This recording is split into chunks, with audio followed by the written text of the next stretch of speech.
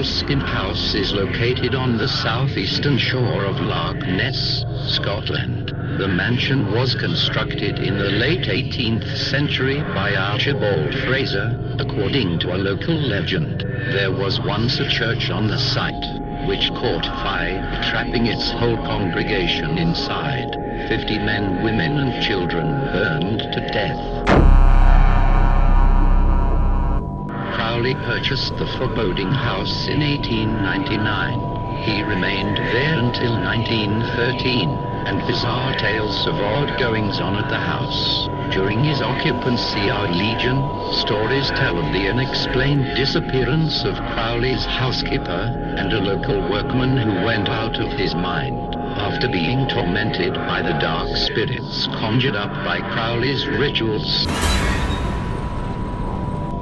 Also of a butcher who chopped his own hand off after receiving a meat order from Crowley which had been inadvertently scrawled on the back of a piece of paper containing a spell.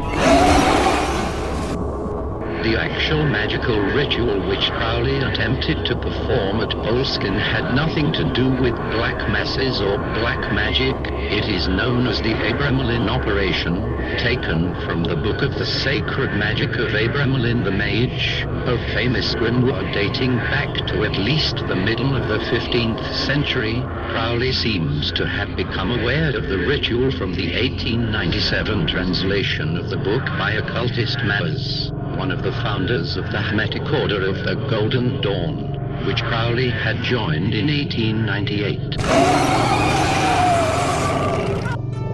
The method described in the book involved a long, grueling process of ritual sleep deprivation and meditation which was to continue for many months. Location was crucial, and Crowley was determined to complete the ritual and scoured the face of Britain looking for the ideal place. He eventually found Boleskine House. Part of the Abra-Melin ritual involved summoning a number of demons and subduing them.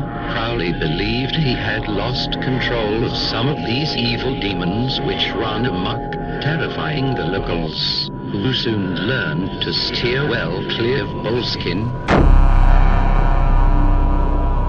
The purpose of performing the lengthy and intense Abra-Melin ritual was for the magician to communicate with his holy guardian angel, or higher self.